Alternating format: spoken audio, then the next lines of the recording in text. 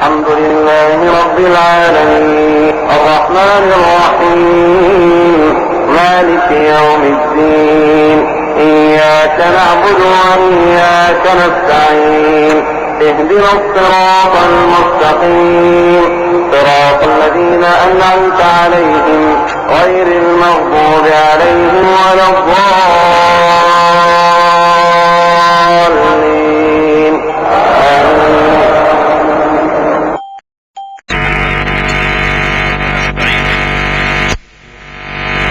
ونؤمن به ونتوكل عليه ونعوذ بالله من شرور أنفسنا ومن سيئات أعمالنا من يهده الله فلا مضل له ومن يضلله فلا هادي له وأشهد أن لا إله إلا الله وحده لا شريك له وأشهد أن محمدا عبده ورسوله.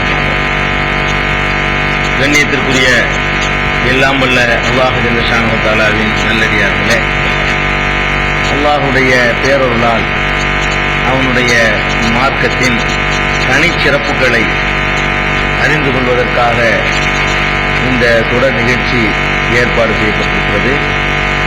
இந்த தொடரிலே ஏனைய மார்க்கங்களில் காணப்படாத, இஸ்லாத்தில் மாத்திரம் காணப்படுகின்ற ஒரு சில தனிச்சிறப்புகளை பற்றி இதுவரை நாம் அறிந்திருக்கிறோம். இதன் இறுதியாக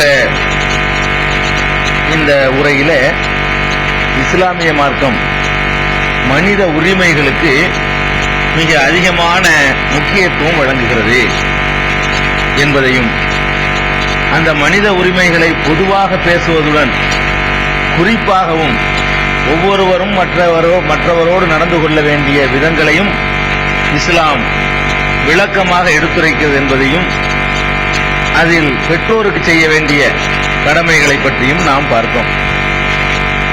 அந்த தொடர்ச்சியில ஒவ்வொரு மனிதரும் தமது வாழ்க்கையிலே சந்திக்கக்கூடிய, வாழ்க்கையிலே பெற்றுக்கொள்ளக்கூடிய வாழ்க்கை துணைவியரிடம் எப்படி நடந்து கொள்ள வேண்டும். வாழ்க்கை துணைவியர் என்றால் ஆண்கள் பெண்கள் ரெண்டு பேருக்கும், ஆண்களுடைய மனைவியரிடத்தில் எப்படி நடந்து கொள்ள வேண்டும், மனைவியர் கணவரிடத்தில் எப்படி நடந்து கொள்ள வேண்டும், ஒருவருக்கும் மற்றவரிடத்தில் இருக்கிற உரிமைகள் என்ன, ஒருவர் மற்றவருக்கு செய்ய வேண்டிய கடமைகள் என்ன, இவற்றையெல்லாம் கூட இஸ்லாமிய மார்க்கம் பேசுகின்ற அளவுக்கு எந்த மார்க்கம் பேசியதில்லை. அவங்கவுங்க ஒரு வழிமுறை பழக்க வழக்கத்தில் வேண்டுமானால் இது பெண்கள் செய்யணும், இது ஆண்கள் செய்யணும் என்று வலியுறுத்தியிருப்பாங்க, வரையறுத்திருப்பாங்க. மத ரீதியான போதனைகள் இருக்குமானா இருக்காது. பெண்களுக்கு என்னன்னது கண்டிப்பா நீங்க செய்யணும், கணவன்மார்களுக்கு மனைவிகள் இப்படி நடந்து கொள்ளணும் அப்படின்னு எந்த மதங்களிலும் இப்படி ஒரு விரிவான விளக்கமான அவசியமான அறிவுரையை காண முடியாது. இஸ்லாமிய மார்க்கம் மாத்திரம்தான் அப்படி ஒரு அறிவுரையை சொல்லுது.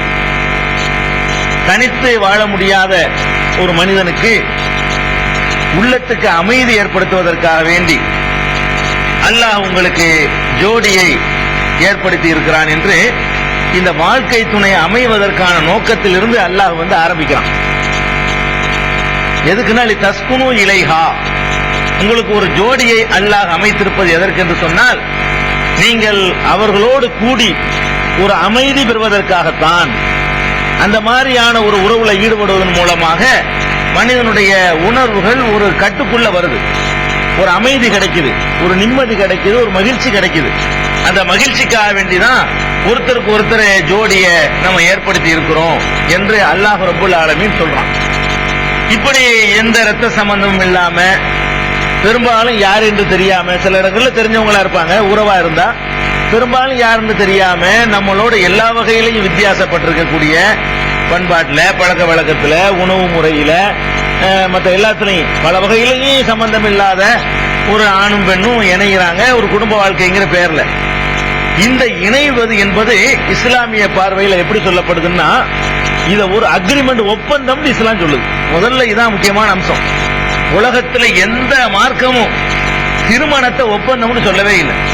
திருமணங்கிறது ஒரு அக்ரிமெண்ட் சொல்லக்கூடிய ஒரே மார்க்கம் இஸ்லாம் மட்டும்தான். எத்தனை நாடுகள் கூட அரசியல் சட்டத்தில் அது ஒரு அக்ரிமெண்ட் ஒத்துக்க மாட்டேங்கிறான். அக்ரிமெண்ட் இருந்தா தானே ரெண்டு பேருக்கும் உரிமைகள் கிடைக்கும். ஒரு அக்ரிமெண்ட் இல்லாம ஒரு ஃபார்மாலிட்டிக்கு சும்மா அன்னபீசியில் அனுபவிச்சுக்கிட்டா என்னைக்கு வேணாலும் போயிருமே. ஒரு அக்ரிமெண்ட் நம்ம போட்டோம்னு சொன்னா ஒரு 50,000 ஒருத்தர் கொடுக்குறோம், 10 லட்ச ரூபாய்க்கு ரேட்டை பேசி ஒரு அக்ரிமெண்ட் ஒன்று போட்டுக்கிறோம். அக்ரிமெண்ட் போடாம கொடுத்தா இல்லைன்னு வேணாமே. அப்ப அக்ரிமெண்ட்ங்கிறது ஒரு சேஃப்டி ரெண்டு சைடுக்கும். இஸ்லாத்தை பொறுத்த வரைக்கும் திருமண உறவை பற்றி பேசும் பொழுது ஒரு அழகான அதுக்கு ஒரு பேரை சூட்டு இஸ்லாம். பெண்களை பற்றி ஆண்கள்கிட்ட சொல்லும் பொழுது அகதுன மின்கும் மீசாக்கன் கலீலா, ஆண்களே உங்களுக்கு வாழ்க்கை துணைவியராகக்கூடிய பெண்கள் உங்களிடத்திலே கடுமையான ஒரு உறுதிமொழியை உடன்படிக்கை செய்கிறார்கள். சும்மா ஏதோ சந்தோஷத்துக்கு சேர்ந்துக்கிட்டு நினைச்சுக்கிறாதீங்க. கல்யாணங்கிறது ஒரு கடும் ஒரு உடன்படிக்கையானது. உடன்படிக்கைன்னா அதுக்கு சில கண்டிஷன் நிபந்தனைகள்லாம் இருக்கும். அதைத்தான் செய்து கொள்கிறார்களே தவிர சும்மா ஏதோ உனக்கு சுகந்தர்றதுக்காக வேண்டிய அனுபவ பொருளாக அவங்க வரல. அவர்கள் உங்களிடத்திலே உடன்படிக்கை செய்கிறார்கள் என்று அல்லாஹ் ரப்பல் ஆலமீன் திருமணத்தை உடன்படிக்கை என்று சொல்கிறான். உடன்படிக்கைங்கிற காரணத்தினால்தான்